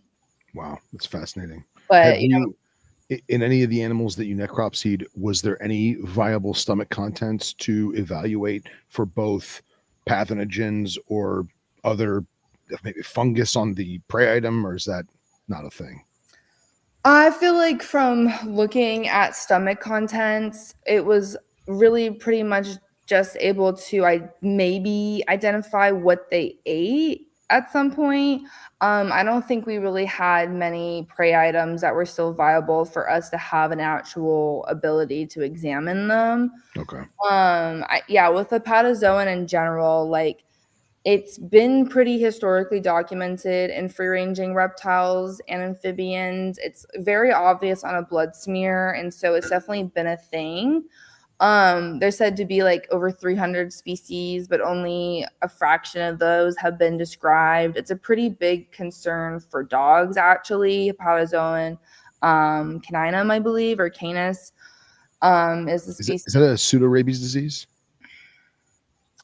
I don't believe so. I think it's more of maybe they become more anemic and that they just slowly waste is kind of what I'm thinking with hepatozoan. So generally, they can have in-tissue cysts, but also you can have the hepatozoan in the blood. And so essentially when we're seeing like really high burdens, I would be concerned about potential hemolysis. So like the red blood cells are lysing, and then you have complications such as anemia. Yeah. And then I think you just slowly are kind of wasting away at that point. We did have 3 clinical cases that were in our necropsy table, and this will hopefully be published as its own case series later on to more formally describe our necropsy findings and like that's really cool. Yeah, and for our blood paper that's in review right now, and our first round of revisions were pretty minimal, so I have a good feeling it'll be out within the next few months. But we did have an association with hepatozoan and monocytosis, so increased monocytes, which are a type of white blood cell, which monocytes are generally a marker of chronic inflammation. And so it's a response to the, in lack of a better word, infection. Maybe, I'm not, we a lot of this research is very exploratory, so we can really kind of only give associations instead of causations. Yeah. We do have our experimental study, which hopefully will give a little bit more causality to the whole picture. And yeah, on the histopathology on the slide here, you can just see a bunch of like granulomas, and in Figure B, you'll see encysted like nematodes in the lung, and so, or trematodes, sorry, which are essentially flatworms or lung flukes. But you'll just see kind of a lot of different things going on. And Figure A, or the part of A, that's a pygmy rattlesnake, and it had several of those very large pentastome Rallatail orientalis in its lung and coelomic cavity. And then just a good example of what fungus looks like with the GMS stain. But yeah. Wow. But I think that this paper just, if you're looking for certain things about free-ranging snake health, you might find it. Like I'd had some opportunistic observational data on the red mites that we were finding. So like chiggers. I don't think that I'd be able to maybe even speciate to genus based on, just morphology. And then we also had like oral flukes. And then that was more so reported opportunistically. And then we had our pretty big post-mortem exam, like final diagnosis table that just lists out pretty much everything that we were diagnosing in our post-mortem snakes, which included a furlavirus diagnosis in a corn snake. And I think furlavirus might be, more widely described in captive snakes than free-ranging. Mm-hmm. But we've been seeing some more cases in our wild snakes. And I think that's always a question of like, who brought what where. Like, are the wild snakes bringing it to the captive, or the captive bringing it to the wild? And I think there's a lot of evidence for both ways. Both ways, it's the human's fault. Yeah, both ways, it's the human's fault. Yeah. Good point. But yeah, so this figure here is essentially our model analysis, where we have pathogen on the x-axis, and on the y-axis it's our host species code. So it's essentially their scientific name, the first two letters of their genus and species. And when you look at OO and RO, which were our two more clinically relevant pathogens, you see that pygmy rattlesnakes are at the top of increased risks of infection. And then I think, interestingly, for a patozoan, you're seeing the more aquatic, like crayfish and more piscivorous fish eater snakes are having a decreased risk of a patozoan infection, and that's likely because it's mostly transmitted by our frogs, our anurans, and our anoles. So like coco, which is black racer, those are, we all know, are pretty active foragers, not specializing, but eating mostly anoles and frogs, and they had a ton of hepatozoan. Wow. I think that was like almost like 80 or more percent. Wow. So, but these percentages are also kind of different from the raw percentages because they're manipulated by our predictive models. Yeah. So it's incredible. And you really did make a foundation for many, many more studies. Yeah, and that's our hope, because what we were seeing was all of this, like, it was only OO that was mostly being out there. There was a few like kind of general health assessments. We had mostly in eastern indigo snakes, right? There was one in like early 2000s, I think, that they did a health assessment in indigo snakes, and this is kind of like before a lot of the things have been described. So it's like, when you look at it back now, you're kind of just guessing what it really was. And then there was, I think, one that was a little bit more recent in South Florida, which described a pretty high prevalence, I believe, of RO in the indigos. So. Our good friend Mike in the group chat asked, do young corns have it as well? Don't they eat frogs and anoles as youngsters? That's actually a great point. We have definitely detected and found RO, the snake lungworm, in corn snakes. I will say, unfortunately, with our study, corn snakes were pretty hard for us to actually target. All of our corn snakes were dead in this study, but one of them was that really gnarly, I don't know about the neonate specifically. In general, neonates in young animals have a decreased risk of pathogen exposure unless it's more of like a vertical transmission dynamic going on, just because they're more naive to the world. And like we see this in pretty much all hosts, like all taxonomic host groups. We're young generally. Yeah. Very interesting. Yeah. And I think that I didn't even do as much age analysis in our study because the trends were so obvious. So if you go, I think, to the first like actual prevalence table 3. Table 4, sorry. Still a methods table. So in here you'll see age if you scroll up, I believe. So you see juvenile and adult, and like with crypto, all of our detections were in adults. Hepatozoan, you see a pretty marked difference between age as well as with mycoplasma, OO, RO. So we didn't have any neonate RO detections, and then salmonella as well. And so you just see that there's just increased risk of pathogen detection across all of the different pathogens that we detected and targeted across the species in general. So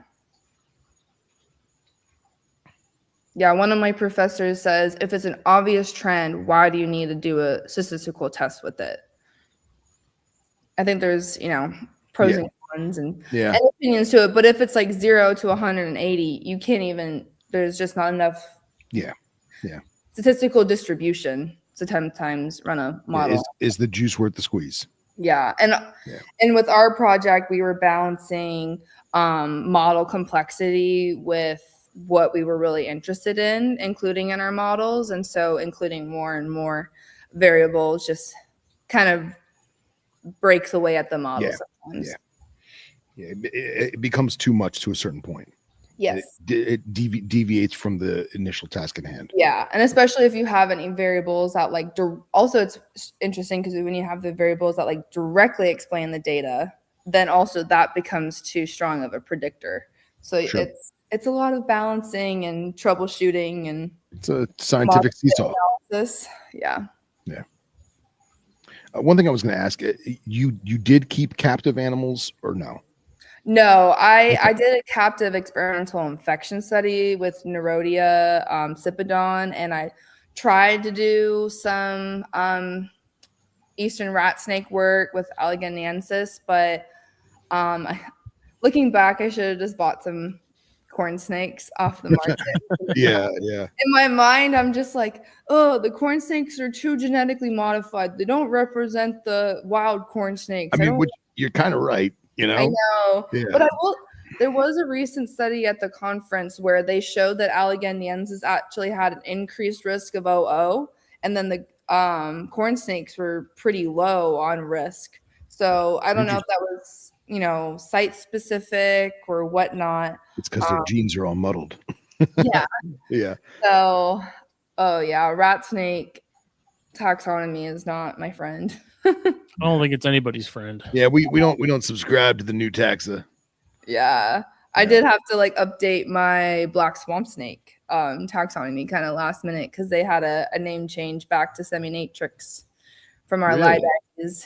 Yeah, it was in one of those taxonomy references, and I guess why subscribed. There was some more genetic characterization of them. It's not monotypic. There's two species. Black swamp snakes? Yeah. Or is it just one? Where I was looking at? Yeah, I think it's just one, but okay. I play the role of many, but my main specialty is like veterinary medicine, infectious disease. So it's hard to be all of the hats. No, I get it. That's fascinating stuff. It really is.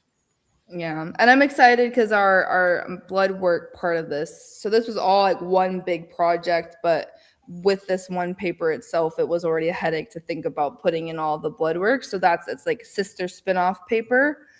And we did like white blood cell counts, and we, were able to support with our blood work that RO and OO are also, supported to be the most clinically relevant and free-ranging snakes.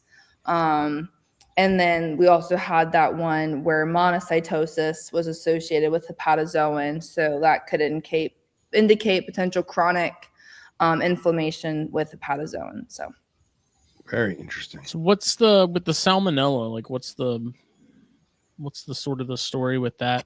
Yeah, I think that seems pretty prevalent. Yes. So salmonella is most definitely a part of the reptile's normal microbiota, or that is where most of the literature is indicating, because yes, it is highly prevalent in some species. We have nearly 100% or 100% prevalence. But the issue is when salmonella gets out of the GI tract and is able, it can kind of cause sepsis, but we see that with all like GI microbiome. And so salmonella is definitely, it's kind of tricky in the reptile world because we do have several cases of disease with salmonella in captive snakes, but it is mostly opportunistic in nature and mostly considered to be normal in the gut of a snake. Mm-hmm. The one thing I think that we wanted to include it with was because funding, it's zoonotic.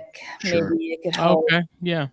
Get some people to give us money because this amount of molecular testing is very expensive. I can imagine. And I mean, you said the key word there, zoonotic.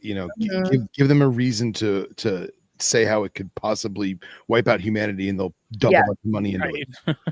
So, I mean, we were also just interested because I don't think there's really ever been a true salmonella prevalence surveillance study in free-ranging snakes in the U.S. There was some, random study out of a rehab and they didn't detect it, which was really odd to me because we detected a lot of it and I'm pretty sure it's very well known.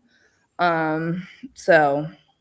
But you also have other factors at play in terms of public appearance and that sort of thing when you deal with a facility such as that. So I can relate. I can get that. Yeah. Getting this kind of funding for a project is definitely pretty tricky. Yeah, I can only imagine. But I mean, big shout out to the Morris Animal Foundation because I think that historically they were based mostly in a lot of domestic species research, but they've also been doing a lot of wildlife health funding. And so I know Jenna recently got one, and this really enabled me. That grant enabled me to do my PhD. Excellent. That's awesome. Yeah. So overall, what was the general takeaway from the entire study?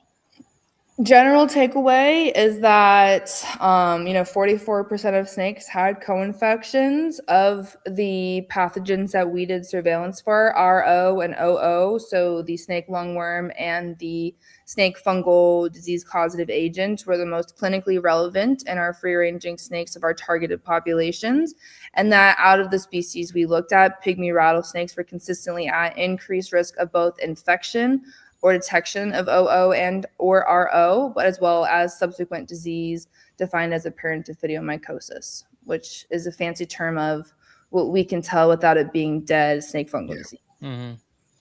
And were those pretty consistent as far as from the different sites that they were found? Like the results were. So I would say a limitation is that we only have the pygmy rattlesnakes at our Florida site. I didn't have any at our pygmy or at our Savannah site, but we did have some timbers here and there, some echistrodons. So we had cottonmouths and copperheads. But I think that in general so I think it was really useful because that site in Florida had historically only been pygmy targeted. Okay. And so ours was the first to look at the other species at the site. And so we were able to show at that site that they had the increased risk, but also I think this work really sets up a lot of what Jenna is doing beautifully with her PhD, where both she's doing mostly OO, Paranesiopsis, and RO surveillance in pygmy rattlesnakes, and hopefully she can further look at the different populations that she's surveying, looking at the host pygmy rattlesnake population, genetic diversity, and then also maybe bringing that into the picture of both infection and disease presentation. Wow. So. Yeah, I did notice that there seemed to have not been a lot of echistrodon information. Is that because of a limited sample size or because it wasn't conducive to what you guys were doing? I would say mostly limited sample size. So at our Florida site, we only saw pygmy rattlesnakes. I know there's the occasional cottonmouth, but we did not find one. We would have sampled it if we did.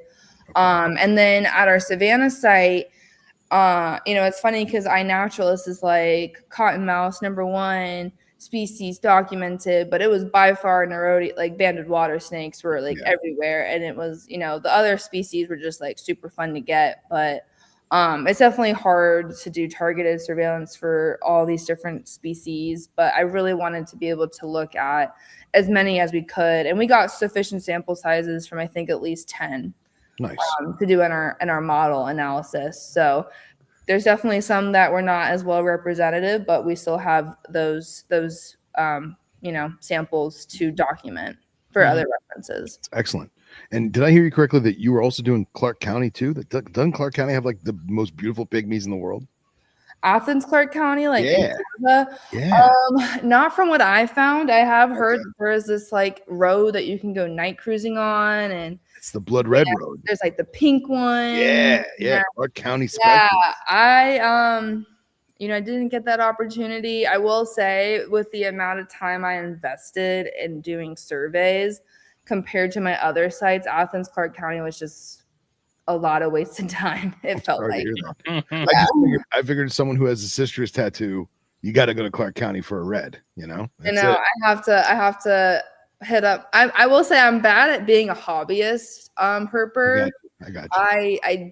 I I go out in the field. I guess I kind of struggle with the like, I don't have a permit and blah, blah, blah. Like I'm kind of a rule follower in some way. You got to do what you got to do. Yeah. But also my energy nowadays is, I'm in vet school full time and, yeah. But like when I go on my walks, I saw a copperhead the other day. Like it's always just like the best feeling ever. I saw a timber rattlesnake last week when I was driving up to Knoxville for the conference, and it was on the interstate, which was like super sad, but it was like pretty stop and go traffic. So I pulled off and I got my hook and I guided her off the road, but it was a really sticky part of the interstate because it's like dynamited cliff and then interstate with a concrete, 4-foot barrier in between the two sides. So it's like, do I somehow jump the barrier with the snake? And yes, decision making. But I think I got it for a lifetime. Yeah. Well, that road that Jake and I go cruise and find about 1 billion copperheads, those are probably the healthiest copperheads I see. Like, they're all just so pristine, like no subcutaneous, bumps and worms and things like that. He found a really nice corn actually when we were out there last week. I don't think we've ever found an animal out there that looked rough. Like whether it was cottonmouths or the canebrake we saw or all the copperheads, however many freaking hundreds of those we come across. I will say when I was looking, so in general with the two, I have my other, necropsy based study that I'm currently doing. But also with the necropsies that we did, it seems like the roadkill snakes, like, were very healthy, which is always very sad because you'll get the most beautiful canebrake and it's, almost yolking follicles getting ready to go, has nothing going on, like lots of adipose stores, and then it gets clipped by a car. And it's just like the most heartbreaking part of it. And we see that with our diamondback studies so far. Most of our roadkill, because we started including the roadkill just to, cast our broader net, kind of get a better idea, do these full postmortem examinations, seeing what's going on. And pretty much all of the, blunt force trauma roadkill snakes are, very healthy otherwise. It's a shame. So there's a section like as we get onto this road that we go and cruise. Like we got onto that road, and then on our way back out, after we usually do a couple passes, but on our way back out, I was like, we were passing, I was like, stop, I think that was a canebrake. And sure enough, there was just this gorgeous adult salmon pink, just diesel canebrake missing a head. And it was like that happened while we were cruising because it wasn't there when we came in. Yeah, I know that I was talking to some of the resource agencies, and they were talking about just, just general, and I guess more of the rural areas, like what they would find is a lot of times they would either find the timbers like killed with their rattles cut off, or they would even find timbers not killed with their rattles cut off. Jesus. So people are going out there cutting rattles off of timbers I just can't imagine how that it kills me, man. You have an animal, like, especially it's cool. Same gripe I have though when they kill the massive bull gators and stuff, and people wonder why you don't see monsters anymore. It's because like our first instinct when we see something that's like a record breaker is to kill it and mount it, dude. And it's like there's a reason that thing got to where it got to, and like when I see something like that canebrake decapitated, it's like the years it took for it to get to that point and all the things that thing went through. I mean, they're long-living snakes. Like some of my collaborators with the diamondbacks have had transmitted in these snakes since like 2013.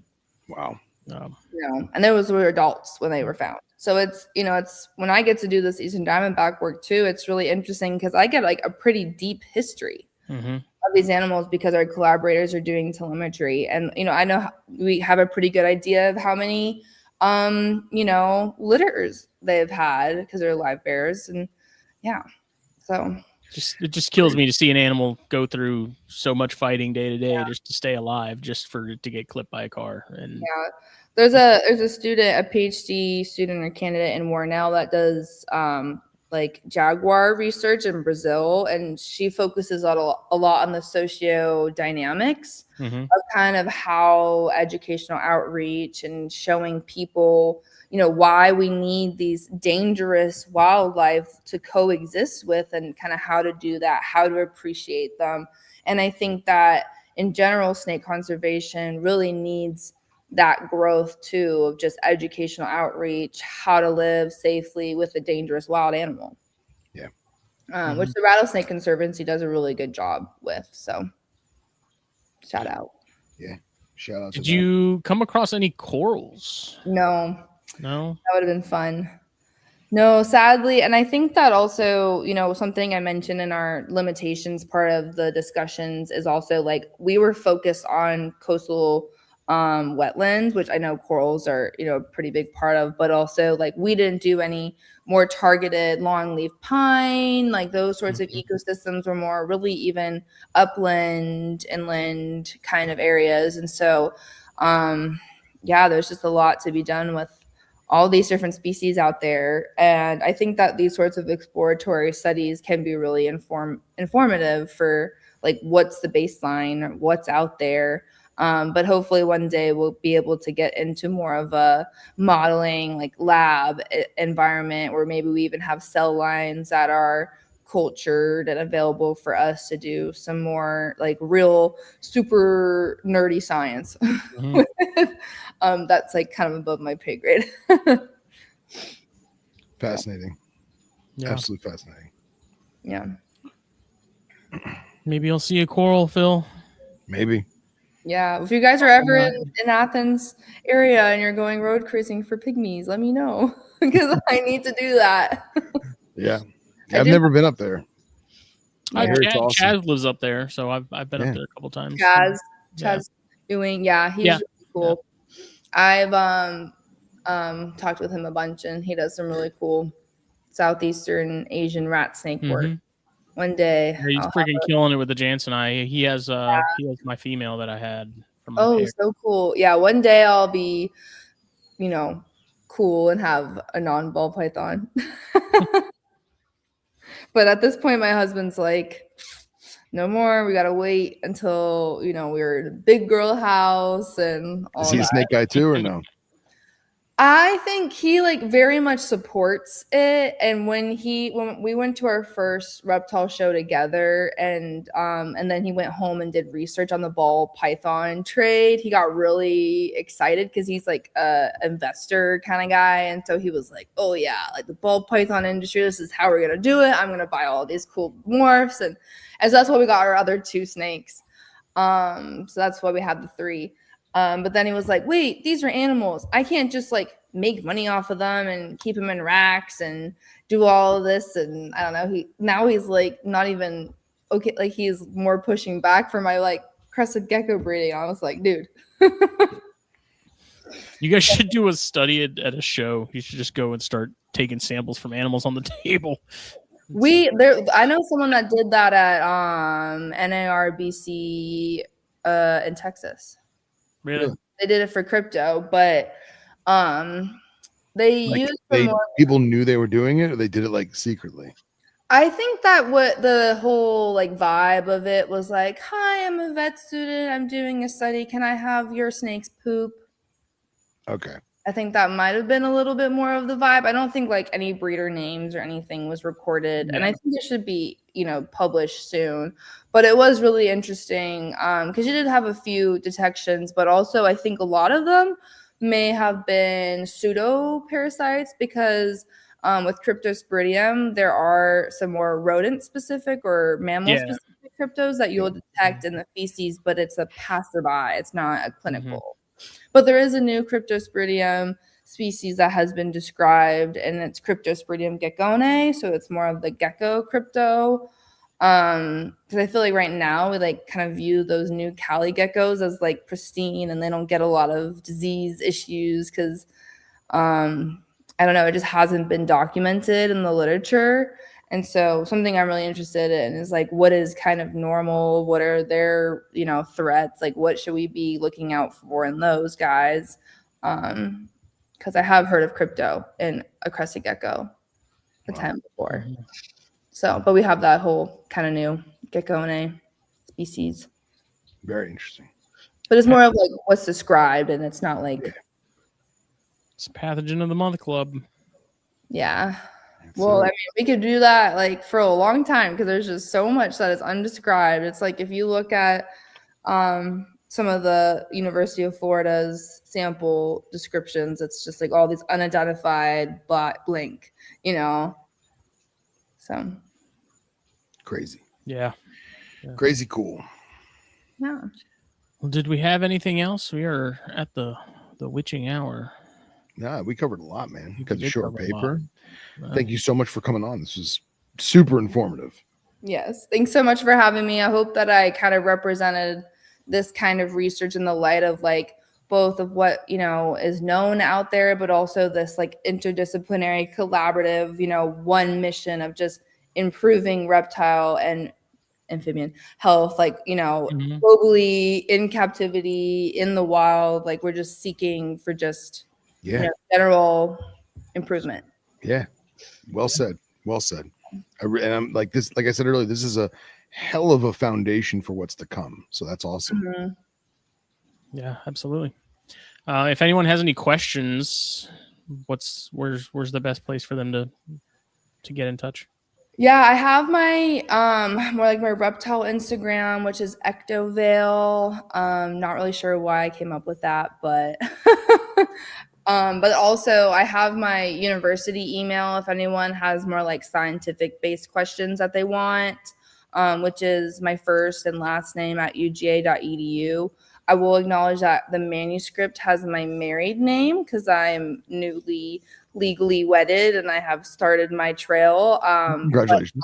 Thank you.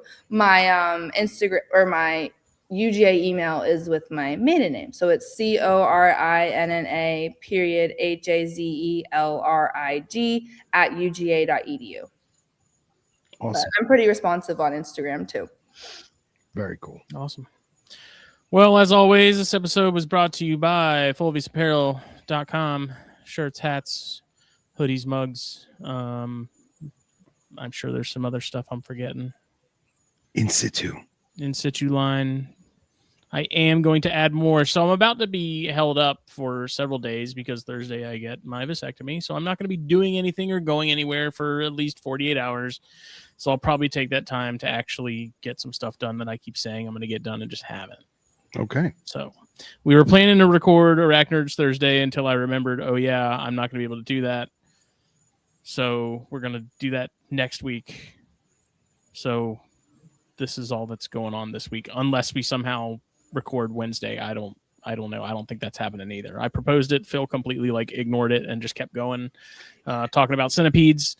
Phil He's King, got, not Phil Wolf. Yeah, the other Phil. Young Phil. Yeah, young Phil. Young blood. Have you seen his bloods? Yes. My gosh. I get live updates, dude, of that stuff. He sent me a handful of shots from them emerging from the egg. Dude, they're incredible. They're absolutely incredible. He's gonna hold back the whole clutch. He should. He should. He was trying to hit I think the T positive pollens. Yeah, I think he thinks he got a couple of them. Yeah, dude. So. And if it goes pollen, pooh, girl. Yeah, those are cool. I don't need them. They're neat. If I didn't have a desert room, they'd be there. So, yeah. Cold-blooded caffeine. Coldbloodedcaffeine.com. Think he's out. Thanks to Stogies Blend. Grab it. Our blend and many other affiliate and house blends for you to choose from. Whole bean or ground to your preference. And we appreciate it. We'll see everybody later. Bye. Bye.